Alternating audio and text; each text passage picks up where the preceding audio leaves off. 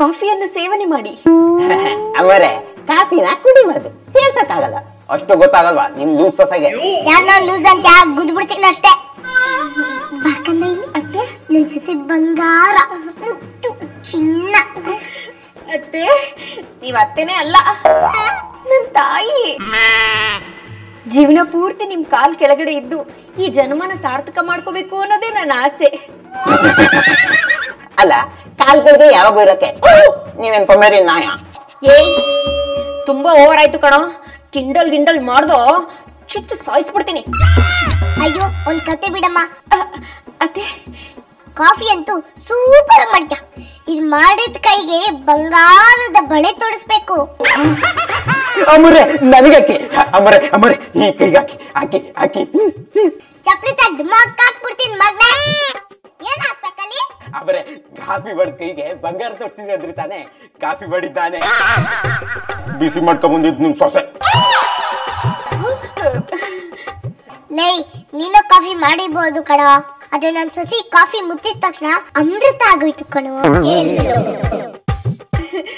ಮತ್ತೆ ಆಶೀರ್ವಾದವನ್ನು ಮಾಡಿ ಅಂತೆ. ಅಂದಾಗೆ ದೇವಸ್ಥಾನಕ್ಕೆ ಹೋಗುತ್ತೇನೆಂದು ಹೇಳಿದ್ದೀರಿ, ಇನ್ನು ಹೋಗಲಿಲ್ಲವೇ? ಹೋಗಣ ಅಂತ ಇದ್ನಮ್ಮ, ತಲೆ ತುಂಬಾ ನೋವ್ತಾ ಇದೆ. ಅಯ್ಯೋ ಅಕಟಕಟ. ಅತ್ತೆಯವರೇ ತಲೆನೋವಿದ್ದರೂ ಇನ್ನೂ ನಿಂತಿದ್ದೀರಲ್ಲ, ಬನ್ನಿ ವಿಶ್ರಾಂತಿಯನ್ನು ಮಾಡಿ.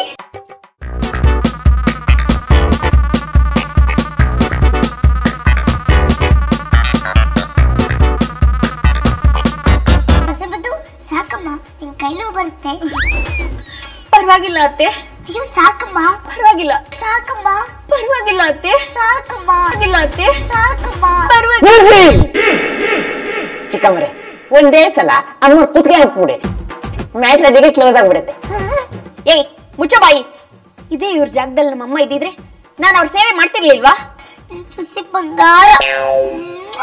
ಅತ್ತೆ ನೀವು ಅತ್ತೆನೇ ಅಲ್ಲ, ತಾಯಿನೇ. ನೋಡಿದ್ಯ ನನ್ ಸೊಸೆ ಆರಕ್ಕೆದ? ತುಂಬಾ ಚೆನ್ನಾಗಿದೆ. ನೋಯ್ತಿರೋದ್ ತಲೆ, ಗೊತ್ತಿರೋದ್ ಕಾಲು. ಕರ್ಮಕ್ಕೆ ಯಾವ್ದೋ ಲೂಸ್ ಫ್ಯಾಮಿಲಿಗೆ ಬಂದು ಕೆಲಸ ಸೇರ್ಕೊಂಡಿದೀನಿ. ಸೂಪರ್. ಏಯ್ ಏನ್ ಕಿಂಡಲ್ಲ? ಸುಮ್ನೆ ಮಾಡ್ಕೊಂಡು ನಮ್ಮ ಅತ್ತೆಗೆ ತಿಂಡಿ ತಗೊಂಬ ಹೋಗು. ಅತ್ತೆ ಉಪಹಾರಕ್ಕೆ ಏನು ಸೇವಿಸುತ್ತೀರಿ? ಅಶ್ವೇನಿಲ್ಲಮ್ಮ, ನೀನ್ ಕೇಳ್ತಾ ಇದೀಯ ಅಂತ. ನಾಕ್ ಇಡ್ಲಿ, ನಾಕ್ ದೋಸೆ, 2 ಪೂರಿ, ಚೋಚೋ ಬಾತು, ಕೇಸರಿ ಬಾತ್ಗೆ ಜಾಸ್ತಿ ತುಪ್ಪ ಹಾಕ್ಸು. ಏಯ್ ನೀನ್ ಯಾಕೋ ಒಳ್ಳೆ ದೇವಸ್ಥಾನದ ಮುಂದೆ ಕೊಬ್ಬರಿ ಕವರ್ತಿರೋ ಕೋದಿ ತರ ಇದ್ಯಾ?